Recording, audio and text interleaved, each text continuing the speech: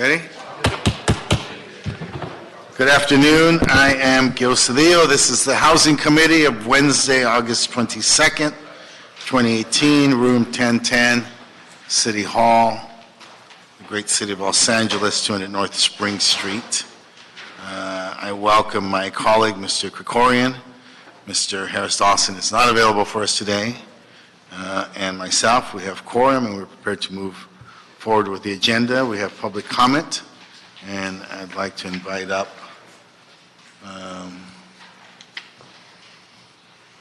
Mr. Herman. You want to join us? I trust you're on this.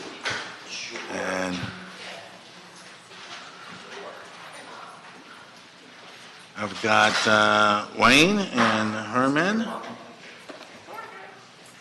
There's Red Chief Hunt. Is that, who's that? You know, there are many things we have to consider when it comes to family health services. I know that for a fact. I've been crying out since 2008 for family services and help, like when I met with Jimmy Gomez and Assemblyman Santiago. And these elected officials, at the capacity of their administrative responsibility, have no idea what it's like to have a family service on your side. You see, you can help decompress people. They don't have to come to these meetings and use colorful, intensive words. You know, I never use bad words because I don't believe in it. I'm a godly-fearing man. And I used to go to church a lot until I met Mr. Paul Martin Krikorian. And the communication from the mayor is that the mayor is not listening to me. You know, all I want is housing. I provided housing to one of your departments that I used to attend the meetings to. No help, no support. I'm all fucked up. But no help means I have to come here every day for the rest of my life and deal with you people the way you deal with me. And it's unfortunate that I have to use intensifiers as Dean Ferguson allows me under the First Amendment to exercise the Ralph M. Brown Act. I get 3 minutes, correct? Correct. And so here's another example. Resolution relative to removing the property located at 718 West 85th Street in CDA. Why are we taking people's property this way? You want them to be homeless? Do you want people to struggle in this economic hardship called life? Some of your staffers still live at home with their mommies. Mommy, I work for the city. 1 minute. Now, for advocating, I allege that the meetings of transcripts show that council members have devised an official plan to intimidate against myself and other members of the public, as Mr. Spindler has brought out many times, of our subsequent disputes with the city officials for simply exercising First Amendment. And even their employees are part of the city's retaliation plan under 42 U.S.C. 1983, alleging a number of incidents that, under theory of violation of the Brown Act and discrimination under the American Disability Act, as Paul Martin Krikorian, who does not have a California bar license, uses too much excessive force when asking me to shut the fuck up. So Sergeant of Arms Duarte needs to keep his hands off me and stop suppressing my speech and exploit me to arrest power. Thank you. Mr. Wayne? Yeah. So as you see, the clock is still not fucking working. Oh, there it is. Look, it said hello. And in Armenian, we'll say hello to Mr. Krikorian. All right, very good. Yes, so the microphone's working well. So we have all of these HCID resolutions for the REAP program graduates. We call them heroes. Thank you to number 1 and CD number 2, because that filthy goat tried to blackmail the owner of that building for so many fucking years But then he came to Mr. Cedillo, a.k.a. Cedillo, and he took him off rape after Paul Martin Krikorian kept blackmailing him. That's right. Now we have number 7 and CD9. CD9, we defer to the Honorable Del Richardson, who gets contracts through the Plum Committee when her husband votes on those items, Mr. Curran Price, who's really not married to her, but says he's married under penalty of perjury, and what's happening with that investigation.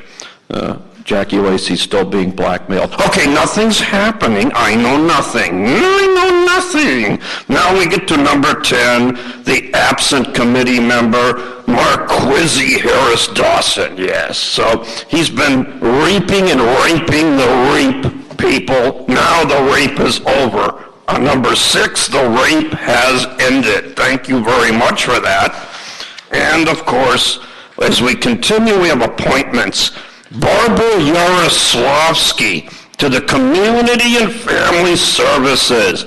We don't want any more Yaroslavskys. Get the fuck out of our lives. You were term limited, you. You and your wife are both term limited. Get the hell out. And now we have Rebecca Pleites. Oh, we know who she is. She's related to the mayoral candidate Pleites, who we hoped would win as mayor. We support number 14, actually. Yes, he's a nice man. Now we get to Jesse Wilson, 15. Don't know him. You know what that means? We support it. Then, of course, we get to the evil here, and that would be Paul Martin Krikorian without a bar license. Paul Martin Krikorian, who violently ejects people in this room. Paul Martin Krikorian, who holds meetings without a quorum and then goes into closed session and violates state law. He has a big fat wife and a retard son named Mr. H-Wag. He's an asshole.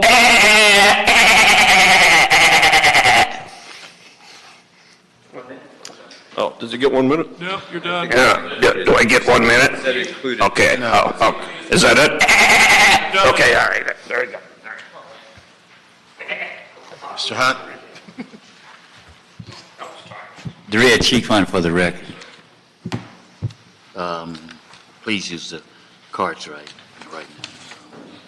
I want to talk about a little bit about the Housing Authority and their role into this. I'm investigating the Housing Authority in HUD and stuff like that. Here's the biggest problem I got. As you know, we have trouble housing people in the city of Los Angeles, but we also have problems with HUD, the 20% of GR. That's not correct. The housing should be totally free. So if somebody can look into that for me, with the Housing Authority in HUD, why we're evicting poor people from housing. And on that note, I'm the Red Chief Hunt.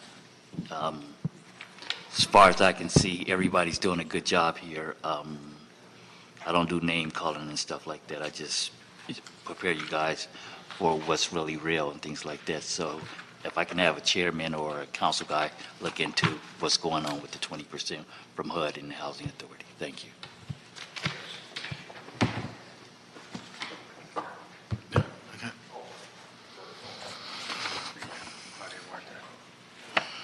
Claudia Huerta? Claudia? No. Claudia Huerta, one more time. Claudia Huerta for item 3. Okay. Is this?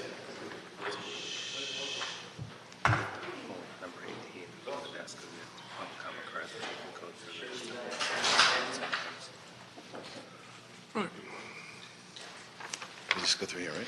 Yeah. Okay. All right, thank you very much. At this time, let's consider approving items 1 through 16 on consent. No objection. No objection. We're going to hold item 18. We have two cards from Diane Prado and Valerie Acevedo.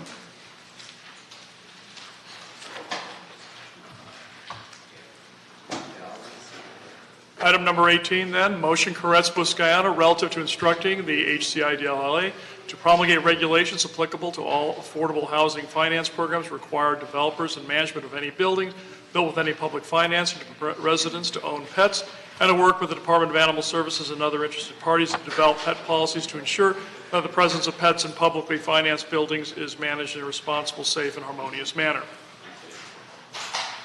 Okay. Sure. Good afternoon. My name is Valerie Acevedo, and I am the Public Policy Coordinator at the Southern California Association of Nonprofit Housing, representing over 250 affordable housing developers throughout the region. Our developers understand that owning a pet while being housed can be very important for improving the overall health and well-being of an individual. In fact, state and federal rules already require developers to allow service and companion animals. However, introducing a policy that would require developers to allow pets can also create some operational concerns for developers and property management when neighboring residents and their families may be affected by the presence of these animals.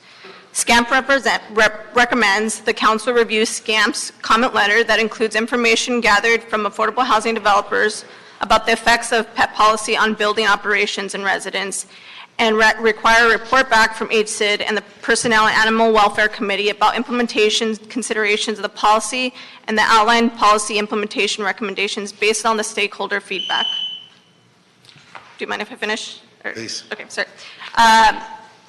SCAMP believes these regulations, if amended, could have a positive impact for affordable housing developers, residents, and their families. Therefore, we urge the Housing Committee to hear and consider this agenda item rather than waive its review to ensure developers and residents' concerns are considered and addressed. Thank you. Thank you. Thank you. Good afternoon, Council. My name is Diana Prado. I'm the Executive Director of Heart LA, a legal nonprofit organization that focuses on keeping people and their pets housed. I would like to first thank Councilmember Koretz for bringing this motion, and it's a step towards creating solutions to breaking barriers for people and their pet and their companion animals to find affordable housing. Particularly for affordable housing providers, there is already a lack of affordable housing that's available for people.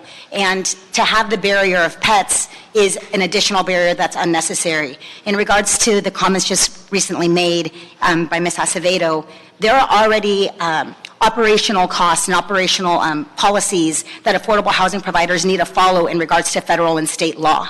And it actually would provide, it is more difficult in order to make sure that they're following all the federal and state policies versus in fair housing laws versus just allowing pet-friendly housing. I think that the Apartment Association of Greater Los Angeles and all the developers would know that there are more operational costs in having to follow those laws than it would be to just have pet-friendly housing around.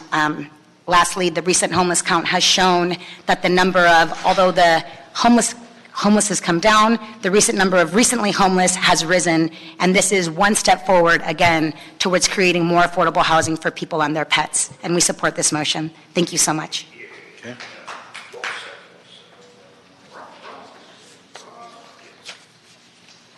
comments?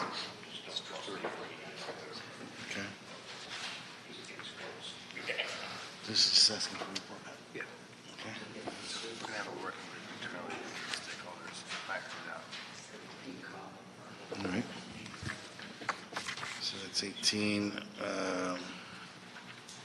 So we'll move 18 through 21 on consent. Motion to move 18 through 21? So moved, so be the order.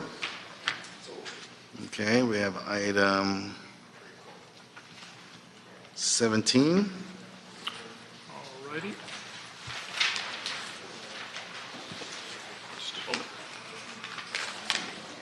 Item number 17, HCI-DLA report and CAO2 report relative to changing the consolidated plan program year start date from April 1st to July 1st and revisions to the 45th program year housing and community development consolidated plan budget. Okay. Good afternoon, council members. I'm going to get us started, Abigail Marquez, Assistant General Manager with the Housing and Community Investment Department. I'm joined by my colleague Janet West, who is our in-house expert on all CDBG and comp plan related issues, and also Emily Cervantes from the CAO's office and Brian Randall from the Chief Legislative Analyst's office. I wanted to begin by discussing the transmittal that's before you today, which is in response to an instruction that we received actually by this committee back in April when the CLA released the report that programmed the CDBG funding. If you recall, the contingency language that was included in the CLA report only authorized HCID as the comp plan administrator to adjust the comp plan within a 500,000 flexible range. So whether we saw a decrease in the funding or increase in the funding, anything that exceeded 500,000 did require for us to come back to Mayor and Council for approval. The final entitlement award was not issued by HUD until May of 2019, which is a month after the beginning of our April 1 start date. And the amounts did exceed the amount that was approved in the program year 44 budget across all 4 entitlement programs. The increase in the entitlement funding, in addition to the program savings that were identified and program income, translates to an increase of $30 million in this year's comp plan. The breakdown is included on page 4 of the report on table 1. This significant increase in the comp plan funding makes program year 44 an opportune time to have a 15-month transition year from an April 1 to a June 30th timeline. And again, it was this committee that asked us to come back with recommendations on what would that cost be if we were to move the comp plan year to a July 1 start date. We are not anticipating another federal increase at the federal level in 2019. We have been monitoring these budget discussions very closely. In fact, we know that the Senate is recommending level funding for 2019, and we're still waiting for Congress to take official action. The final passage of the fiscal year 2019 spending legislation is not expected until after the November midterm election. So we are anticipating another continuing resolution, just as we saw this past year and in prior years. Moving the comp plan to a July 1 start date will allow the city to be more efficient with managing these federal resources. HUD has actually recommended that we move our start date, and we are one of 2 cities in the country that has an April 1 start date. And again, we can't submit our budget until our federal allocations are released.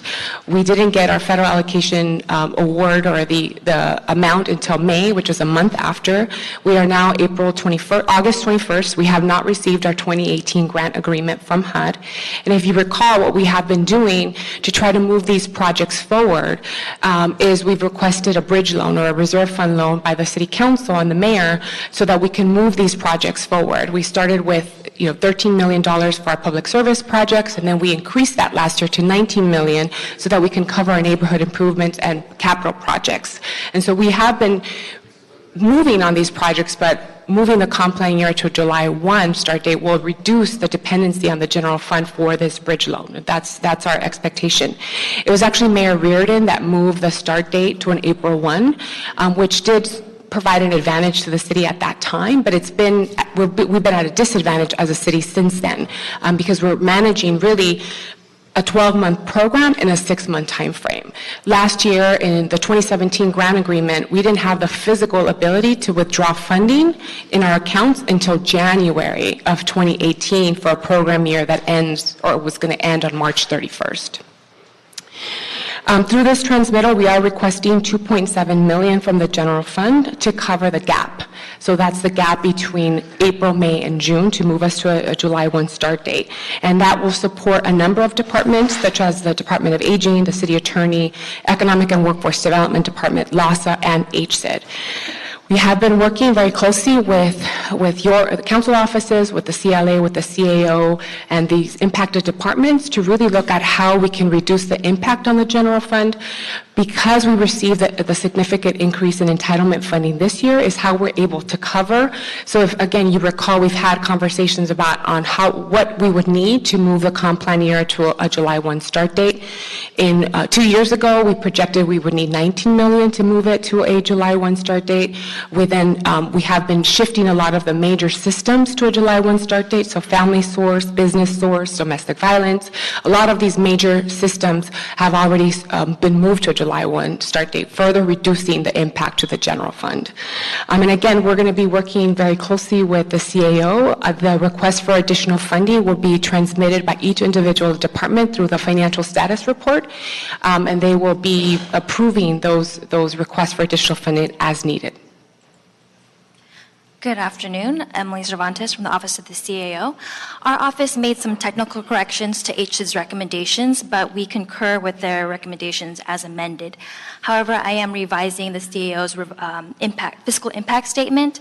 It is true that there's an estimated up to $2.7 million in general fund impact to pay for direct salaries and expenses for that 3-month period to administer the comp plan. However, our office has calculated related costs for support positions partially funded by the CDBG to be up to $2.2 million. And approximately up to $1.2 million of those related costs can be funded by the CDBG, whereas the balance of up to $1 million could be considered a general fund allocation. However, as Abigail said, our office would work with the departments to identify additional program income and savings and determine the actual need for general fund allocation through financial status reports, which may reduce the impact to the general fund. Good afternoon, Brian Randall, Office of the CLA. As instructed by Council, our office worked closely with the department and the CAO during the preparation of the reports, and we recommend approval of the CAO's recommendations. Questions?